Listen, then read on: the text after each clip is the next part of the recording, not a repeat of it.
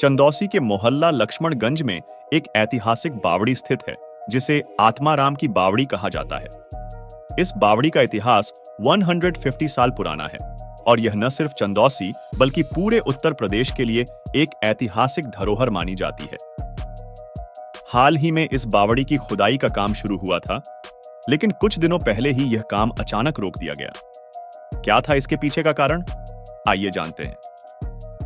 रविवार को खुदाई के काम को रोकने के पीछे अधिकारियों ने जो कारण बताए वे बहुत गंभीर थे। अधिकारियों का कहना था कि बावड़ी का दूसरा तल कमजोर हो गया है, जिससे यह खतरनाक हो सकता था। इसके अलावा यहां ऑक्सीजन की कमी भी महसूस की गई, जिससे सुरक्षा को लेकर गंभीर खतरा उत्पन्न हो सकता था। यहां तक कि कुएं के गेट का भी टूट जाना इस बात का संकेत था कि यह काम अब आगे नहीं बढ़ सकता। इसी वजह से खुदाई को रोकने का निर्णय लिया गया।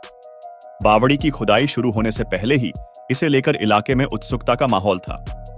एएसआई, भारतीय पुरातत्व सर्वेक्षण विभाग की टीम ने इसकी जिम्मेदारी ली थी और 14 दिन की खुदाई के बाद दूसरी मंजिल तक पहुंचने की कोशिश की थी। लेकिन जैसे जैसे खुदाई आगे बढ़ी, नई समस्याएं सामने आने लगी। पहले मंजिल की दीवारों में दरारें आ गईं और दूसरा तल कमजोर हो गया। मजदूरों को यह महसूस हुआ कि वहां ऑक्सीजन की कमी हो रही है, जिससे उनकी जान को खतरा हो सकता था। मजदूरों ने जब यह देखा तो उन्होंने इसकी सूचना अधिकारियों को दी और एएसआई की टीम ने अंदर जाकर स्थिति का जायजा लिया।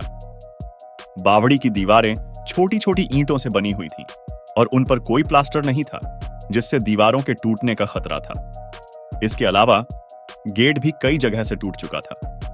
जैसे जैसे खुदाई आगे बढ़ी, रेत भी दिखने लगी थी और इसका मतलब यह था कि नीचे का हिस्सा बहुत कमजोर हो चुका था। इसके बाद एएसआई की टीम ने खुदाई का काम रोकने का फैसला किया और मजदूरों को बाहर बुला लिया।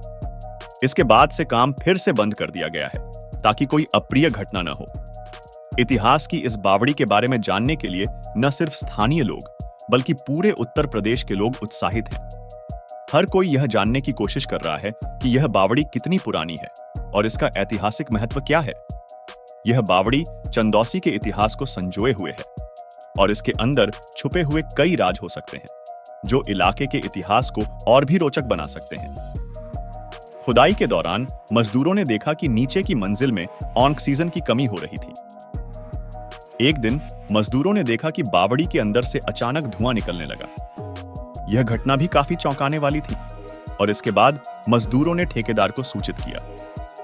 इसके बाद प्रशासन ने स्थिति की गंभीरता को समझते हुए एएसआई की टीम को मौके पर भेजा। अधिकारियों का कहना है कि बावड़ी की खुदाई पूरी तरह से सुरक्षित तरीके से की जाएगी और इसके लिए सभी जरूरी कदम उठाए जा रहे हैं।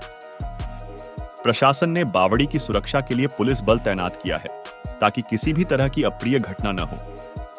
प्रशासन का मानना है कि इस बावड़ी को संरक्षित करने के लिए पूरी तरह से सावधानी बरतनी होगी ताकि यह धरोहर आने वाली पीढ़ियों के लिए सुरक्षित रहे। साथ ही यह भी कहा गया कि जब तक दूसरी मंजिल की खुदाई पूरी तरह से सुरक्षित नहीं हो जाती, तब तक उसे आगे बढ़ाना सही नहीं होगा।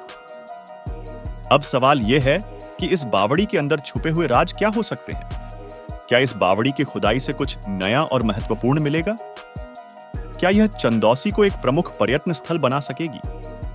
चंदौसी और संभल जिले के लोग इस बावड़ी को लेकर काफी उत्साहित हैं। अगर इसे ठीक से संरक्षित किया जाता है तो यह यहाँ के लोगों के लिए एक आकर्षण का केंद्र बन सकता है। इस बावड़ी का ऐतिहासिक महत्व इसे न केवल स्थानीय बल्कि राष्ट्रीय स्तर पर भी प्रसिद्ध कर सकता है। अगर आप भी इस ऐतिहासिक घटना के बारे में और जानकारी चाहते हैं और हमारे चैनल के साथ बने रहना चाहते हैं तो कृपया हमारे चैनल को सब्सक्राइब करें। हम आपको ऐसे और भी ऐतिहासिक तथ्यों से अवगत कराएंगे जो आपको अचंभित कर देंगे। धन्यवाद।